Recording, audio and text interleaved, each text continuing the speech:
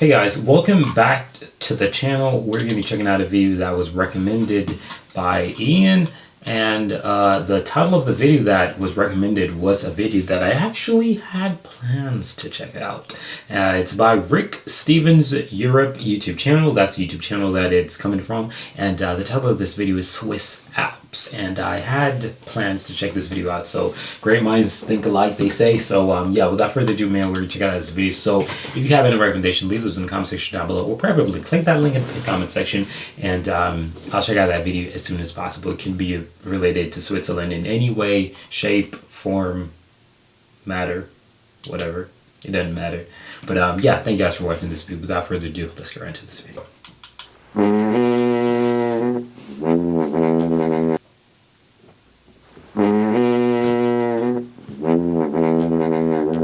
Hey, I'm Rick Steves, back with more of the best of Europe.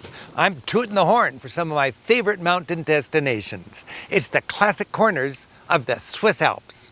Thanks for joining us. You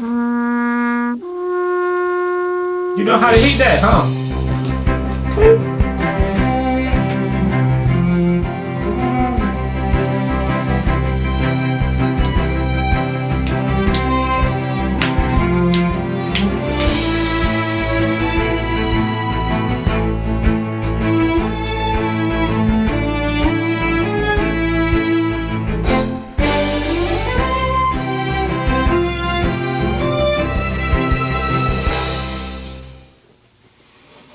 Switzerland draws travelers from around the world for its legendary mountains. In this episode, we'll see no grand museums, no great cities, just jaw-dropping alpine beauty and the rich and resilient culture of the people who live here. My question is, the white that I'm seeing on this mountain, is it snow? Or is it just color? Or is it snow? Because my thought would be that it's snow, right? But you can see the sun is out, right? The trees are green. It's obviously not winter. So, Alpine beauty and the rich and resilient culture of the people who live here. It's a land of dramatic mountains, laced together by scenic train rides and spectacular hikes. Famous peaks are made accessible by thrilling lifts, including the highest in all of Europe. We'll enjoy alpine life, from exploring glaciers to making cheese the old-fashioned way. Switzerland is small, just half the size of Kentucky. While it has great cities, most of the country is rural and mountainous. We start in Zermatt, at the Matterhorn, take the Glacier Express train ride, drop in on Appenzell, and finish in the Berner Oberland, riding lifts to the Jungfrau and the Schilthorn. okay. Let's get into it, baby! Zermatt, at the foot of the Matterhorn, was essentially built for enjoying the Alps. It's hugely popular with skiers in the winter and hikers in the summer. With its many lifts, it's a springboard for countless trails and unforgettable viewpoints. The weather's great, and we're hopping a train to one of the most dramatic views in all the Alps. The Gornergrat cogwheel train has been wowing visitors since 1898. The trip comes with sweeping That's okay. visitors since 1898. That is probably one of the coolest use of materials. Let me put this beautiful camera on charge. Oh my god! Excuse me. But yeah, that is probably one of the most beautiful, in my humble opinion, use of variations of materials. My god, they went all out. Stones and wood. I don't think you find that on a day-to-day basis, and I like it because the stones give you that white gray look and the wood gives you a natural brown, brown to a darker tone to the black point, but not extremely dark. But the tonnage is so, beautiful in my humble opinion. I believe that, in my humble opinion, I don't care what anyone says in this world. This may sound weird, please do not attach it to anything related to humans, but in my humble opinion, I think the superior colors or shades or whatever, and when I say colors, I mean colors, I don't mean people.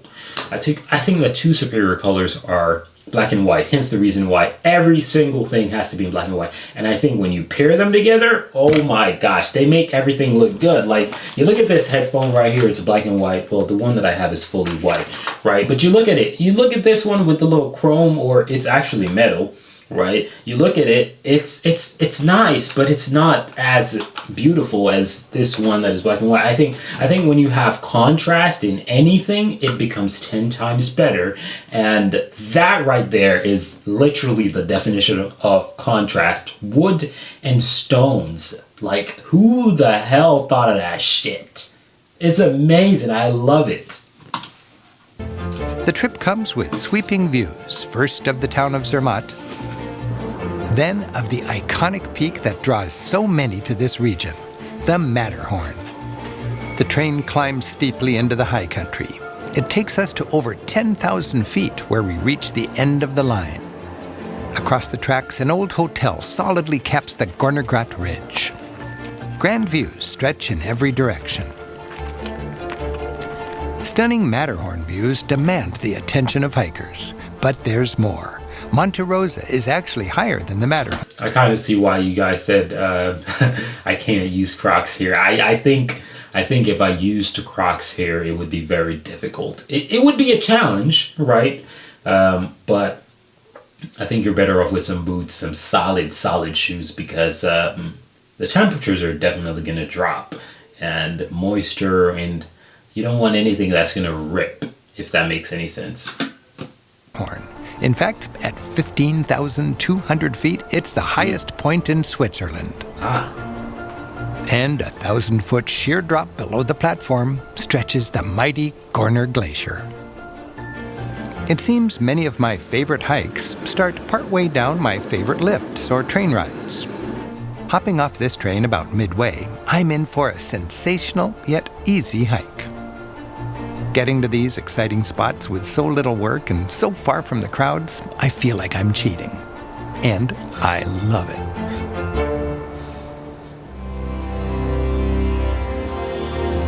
There's just something about the Matterhorn, the most recognizable mountain on the planet, that attracts people.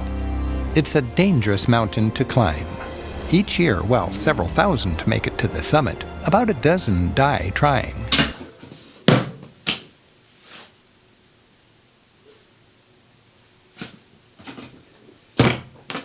And with global warming, the permafrost that keeps it solid is thawing, making falling rocks a new hazard. Surrounding Zermatt, as if to enjoy views of the Matterhorn from every angle, are dozens of lifts and hundreds of miles of trails. As is the case throughout the Alps, handy signposts make it clear where you are, what's the altitude, and how long it takes to hike to various points.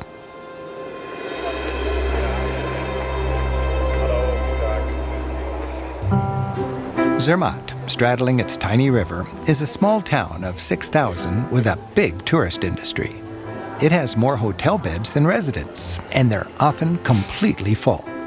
Damn. Nearly everyone earns a living one way or another from tourists who flock here for a peek at the peak. About 2 million visitors a year arrive by train. Cars are not allowed. Electric carts weave quietly through the pedestrians. The town is a collection of over 100 modern chalet-style hotels with a well-organized and groomed infrastructure for summer and winter sports.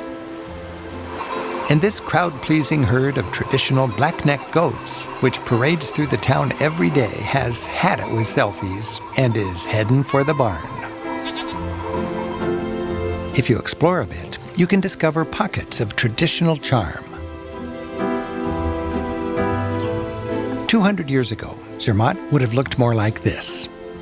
Little more than a gathering of humble log cabins.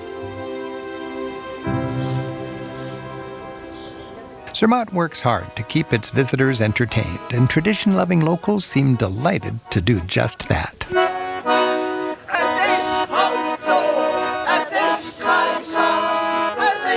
Hey, Pops, you need to say something, Pops. Pops, you in the back, you need to say something. I see your ass over the shit. Like, Pops not saying nothing. Look at Pops.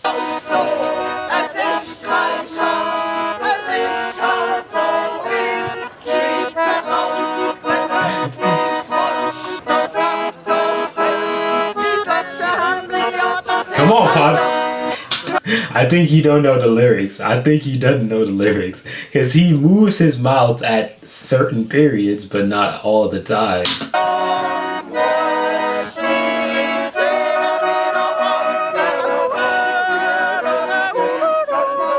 I like you. Okay, I like that. Okay.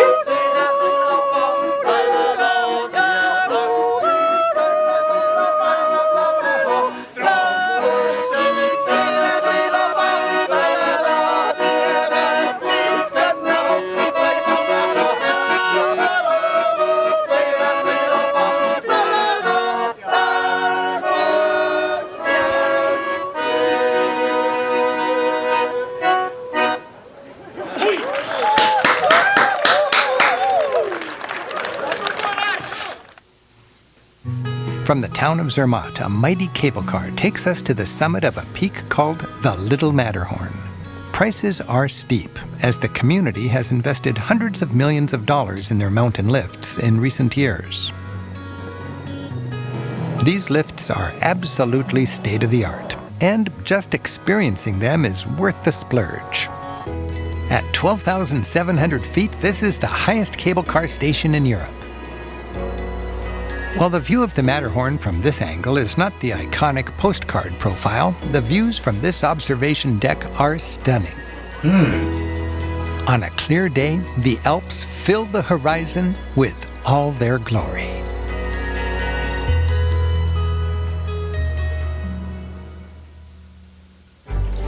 The Zermatt train station is busy each morning as travelers invest a day of their vacation to take one of the most scenic train rides in the world.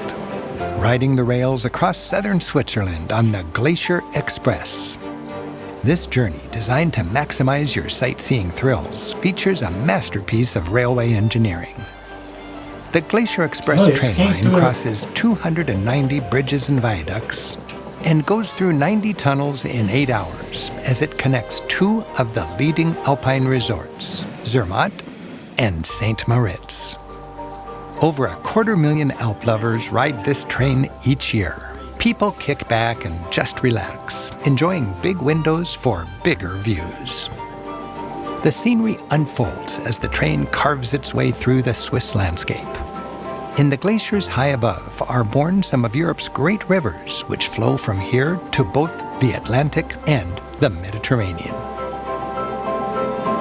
Now we're trading away some of the staggering alpine peaks for an insight into the Swiss and their heritage. This is Appenzell, cowbell country and storybook friendly. Oh, that is beautiful. According to legend, the devil was flying over these hills with a sack filled with houses. What? A sharp peak tore a hole in the sack and lots of chalets sprinkled over the countryside. To this day, the farms and hamlets remain widely scattered, and the canton of Appenzell remains one of Switzerland's most traditional.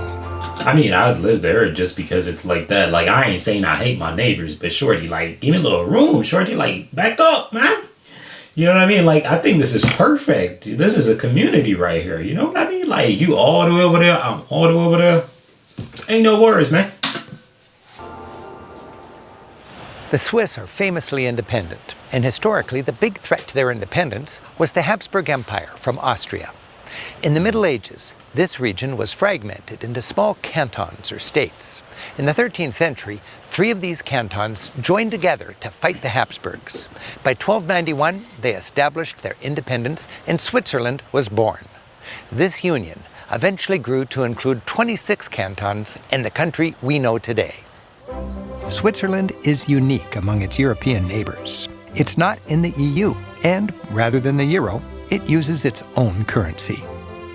This stubborn pride and the resulting survival of local traditions is one thing that makes Switzerland such a rewarding place to visit. Switzerland loves animals, dude. Like, it reminds me of Finland. Finland loves their reindeer. But the cows here, the goats, like, what? So many animals. Treated quite nicely. I like it. You feel the strength of that tradition here in the town of Appenzell. Amazingly, it wasn't until 1990 that Appenzell women were given full voting rights. This has been the capital of the canton for 400 years, and many of the buildings date back to that time.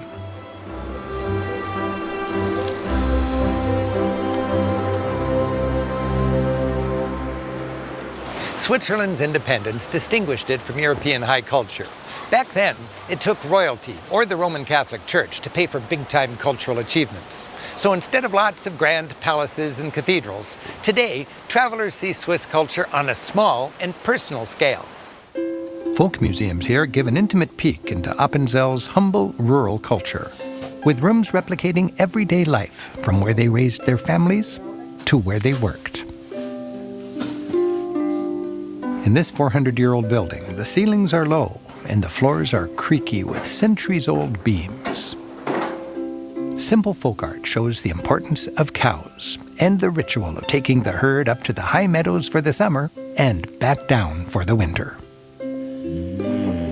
This room shows life as it was for the herder in the high Alps, who spent summers alone, milking cows and making cheese. These decorative cowbells awaited the festive day when the herd would descend from the high meadow. It was a world of wood. The wood shop is where milk pails would be fashioned out of maple and fir, soaked in water to be made pliable, assembled watertight with no nails, and then artfully carved. The woodworker's bedroom reflects the... Like, I'm not gonna lie to you, like, we live in a way at more advanced time period. Like, I love where I'm at, 21st century, I love it, right? But being absolutely honest with myself, I can say that the folks before us, they were some real dogs. They had mad skills. They was way better than us, right? They were harder when it comes to working. They were stronger. They were better, right? We live in a place where now we're safer in terms of sickness and stuff like that. However, you know, they knew how to survive against the sickness, if that makes sense, because the sickness was there and all of these things. But I genuinely think that the older people, like, I'm not talking older people like somebody's like 70 right now. I'm not talking like that. I'm talking about people from like 18, 16, 15, 14. I'm talking about those people. They set the foundation for us. They did all the fighting, and we're technically living a lot more peaceful in terms of, you know, wars and stuff like that, right? I hope it stays that way and it doesn't fall off by the 22nd century. I hope it doesn't fall off, but yeah, by the time the 22nd century starts, we out of here. So, you know, I hope it goes pretty well for them folks, because that shit. I hope we don't return back to the crazy days. Pride he had in his profession. Come on, run that back. Hold on. The woodworker's bedroom reflects the pride he had in his profession. Okay. He earned enough to afford some fine painted furniture. This wardrobe dates from 1817. Wow.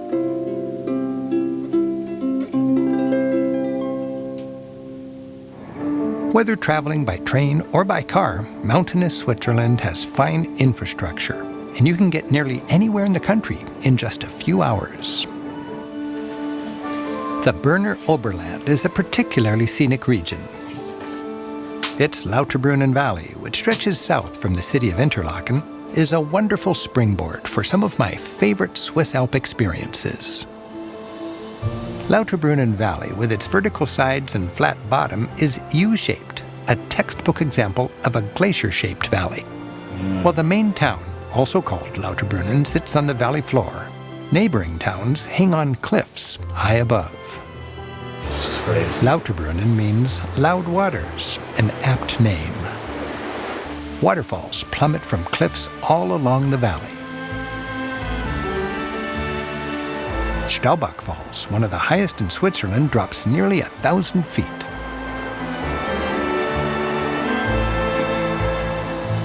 The valley, with its riverside trails, traditional farmhouses, and chorus of surrounding peaks cheering you on, is a magnet for nature lovers. Towering high above are the icy Jungfrau, Monk, and Eiger peaks, named for the legend of the young maiden, Jungfrau, being protected by the monk, or Monk, from the mean ogre, or Eiger. And perched on a saddle between two of those mountains is the Jungfraujoch Station. And that's where we're going, by train. Okay.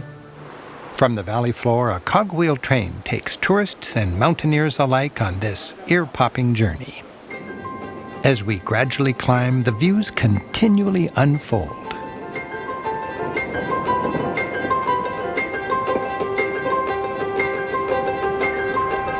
Cows. Eventually, we arrive at Kleine Scheidegg, a rail junction at the base of the peaks.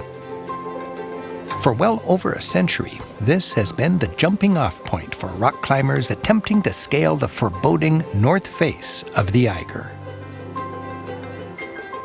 Kleine Scheidegg has souvenir shops, hearty food for hikers, and rustic 19th century hotels, a reminder that tourism is nothing new here.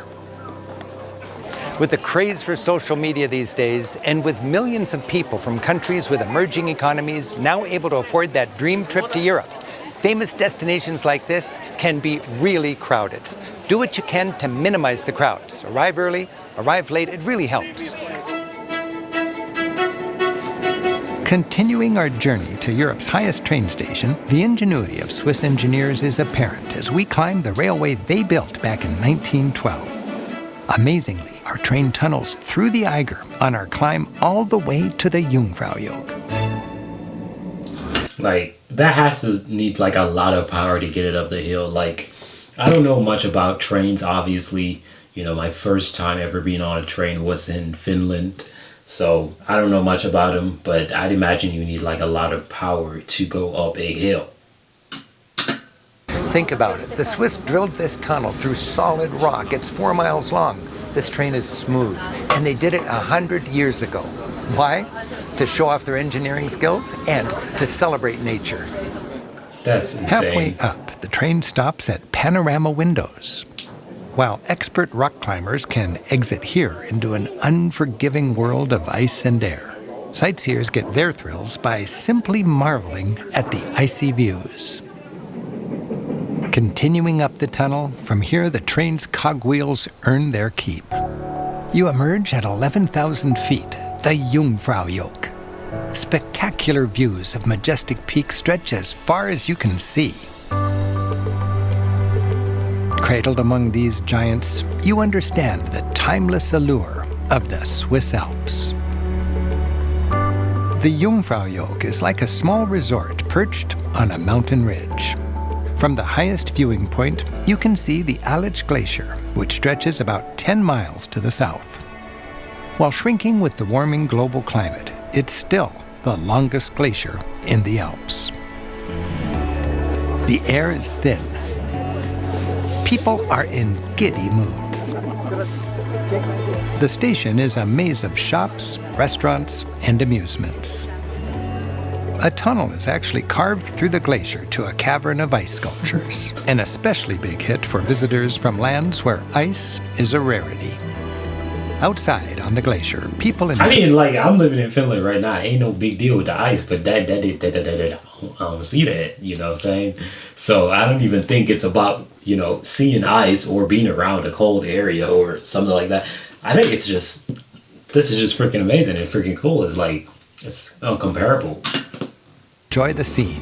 From here, many venture even higher as a snowy trail leads to more mountain thrills. But for me, I'll call this good and savor the sense of accomplishment I get when climbing to 11,370 feet before lunch.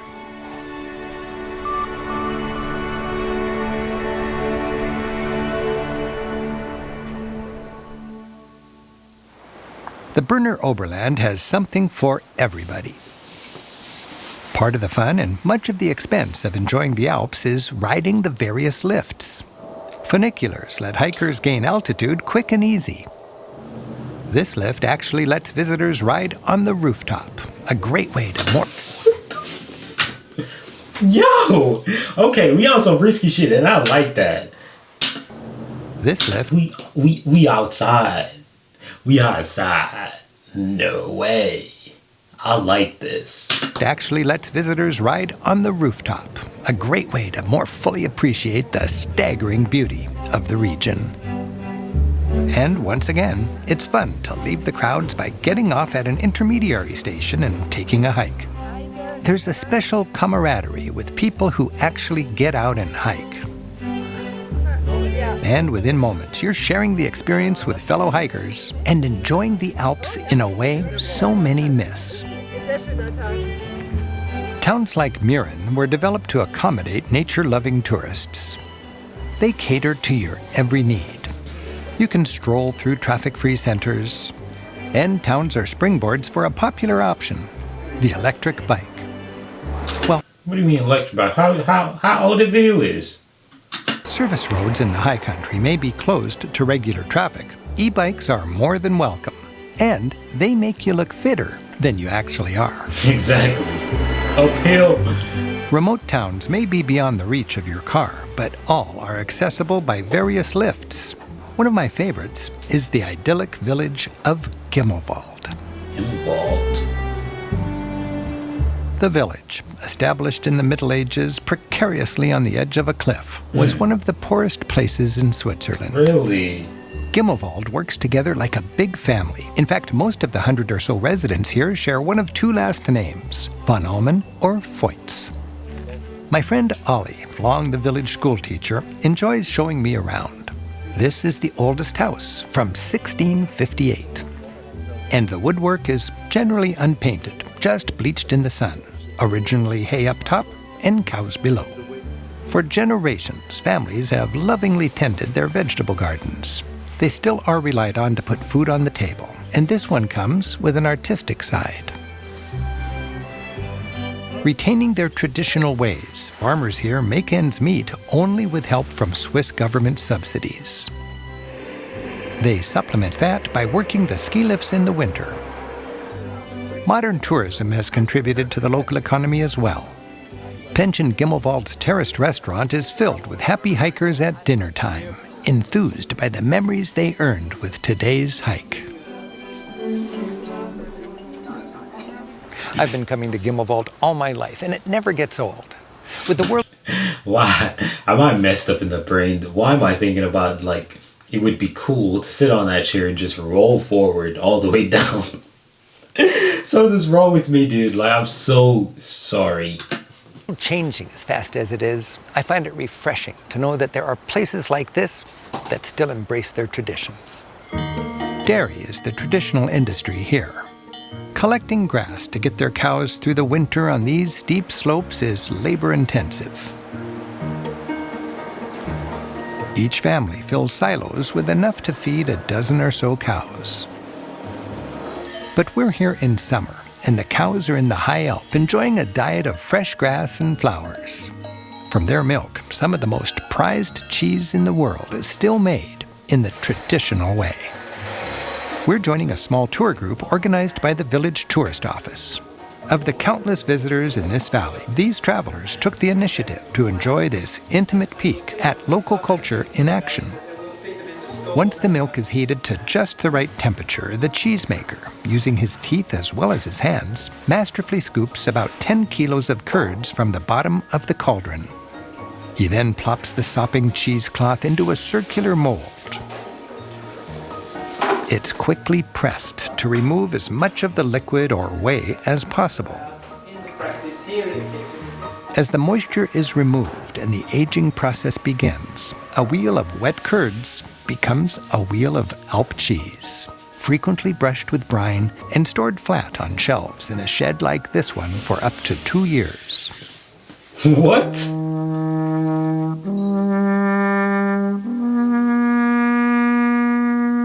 In the high country, I also enjoy a chance to hear traditional music. And up here, along with yodeling, that means the long legato tones of the Alp horn. The Alp horn has a range of nearly 3 octaves, but with no valves, it's limited to the same notes as a bugle. Used throughout the Alps, this horn has played a role in this culture for 500 years. To call cows from pasture to the barn for milking, as a way for herdsmen in the high meadows to communicate with people in the valley below. and even as a call to prayer through remote valleys.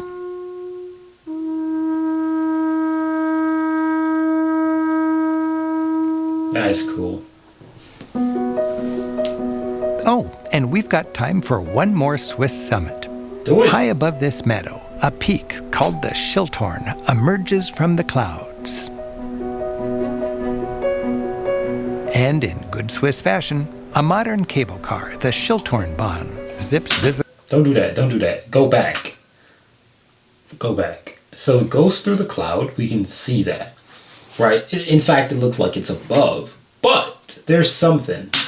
And in good Swiss fashion, a modern cable car, The camera goes up. Is it a transition?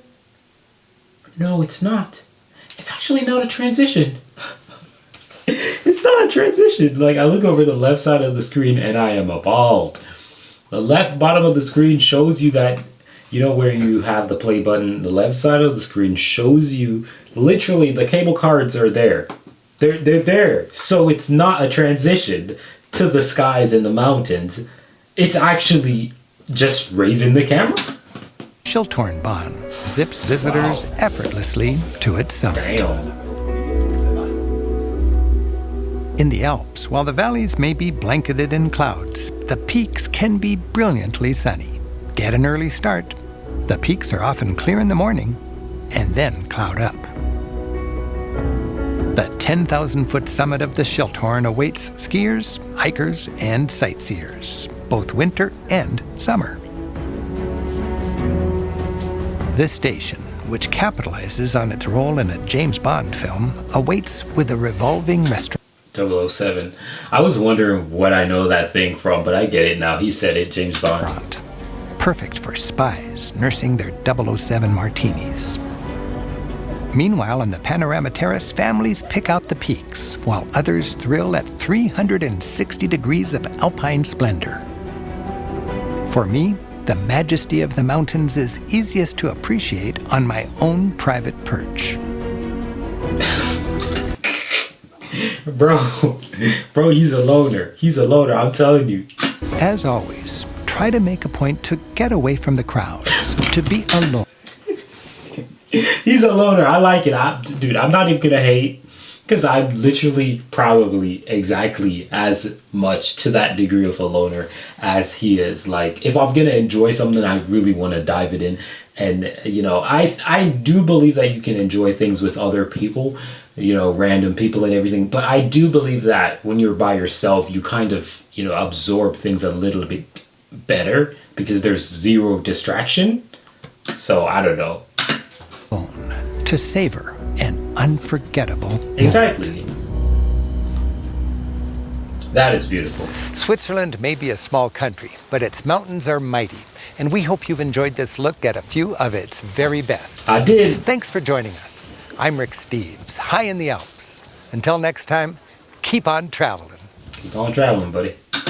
I really enjoyed it, man. Rick Steves, he got really good videos. This is my second time checking out his videos and ironically, somebody recommended this video to check out, and I also recommended it myself. I was like, yeah, I'm definitely going to check out this video. So I enjoyed it. Absolutely. It was really beautiful, and I hope you guys did as well. And if you guys haven't seen the original video, just click that link in the pinned comment section, man, and you go check out Rick Steves' videos, because he has a lot of videos about Europe. So thank you guys for watching this video. I'm out of here.